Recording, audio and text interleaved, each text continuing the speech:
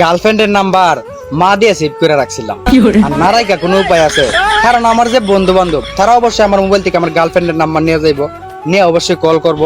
এই কারণে তাদের বইয়ে আমি গার্লফ্রেন্ডের নাম্বার মা দিয়ে সেভ করে রাখছি।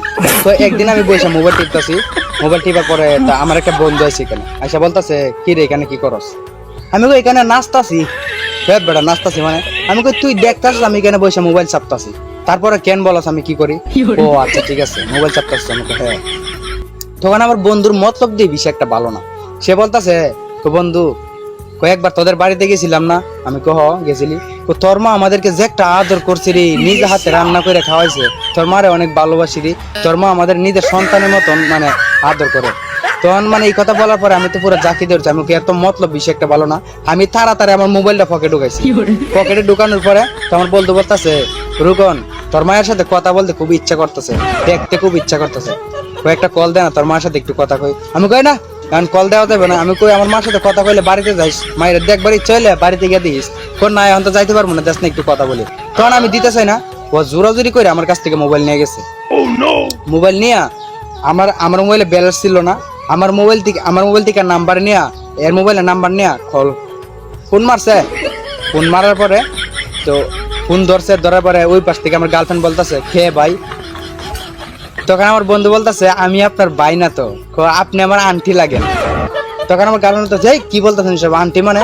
কুমা আপনি আমার আন্টি না, আপনি আমাকে চিনেন নাই? তখন আমার গার্লফ্রেন্ড বলতেছে, না আমি আপনাকে চিনি নাই, বাট আপনি আমাকে আন্টি বলতেছেন কেন?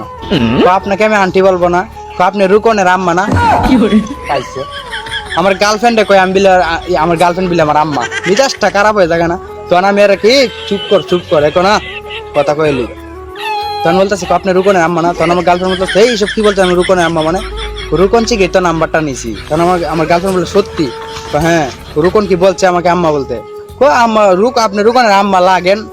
আমি তো জানি আপনি আমার আন্টি, আপনি রুকনের আম্মা। তখন আমার গার্লফ্রেন্ড বলতেছে, এখানে কি রুকন আছে?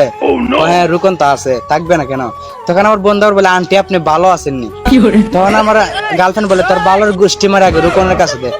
তখন আমার বন্ধু বলতেছে, কিরে তোর মা এক তো রাগা গেল। আর একটা কথা, মোবাইলটা দূরে নিয়ে বলতেছে, তোর মার কোনটা এত চিকন করে মেয়েদের মতো? আমি কই তোর জুতা দিয়ে বাইরে এমন। পরে কইতেছে, তোর সাথে কথা কইতে চাইতেছে। আমি কই দে কথা না কই তো ভাই নাই। তখন আমার গার্লফ্রেন্ড ওরা বলতেছে যে রুকনের কাছে দাও। তখন আমার বন্ধু আমার কাছে ফোনটা দিল। দেওয়ার পরে তখন আমার গার্লফ্রেন্ড আমাকে সোজাসুজি বলে, কেমন আছো বাবা? তখন তো আমি পুরো আমি কই বাবা মানে? তারপরে আমার গার্লফ্রেন্ড বলে, তুমি আমাকে আম্মা ডাকতে পারো, আমি তোমাকে বাবা ডাকতে পারবো না। লো টেলা। Deixa eu assim, eu vou dar uma cima, sem tempo pra porra, tá aqui. Que mamima.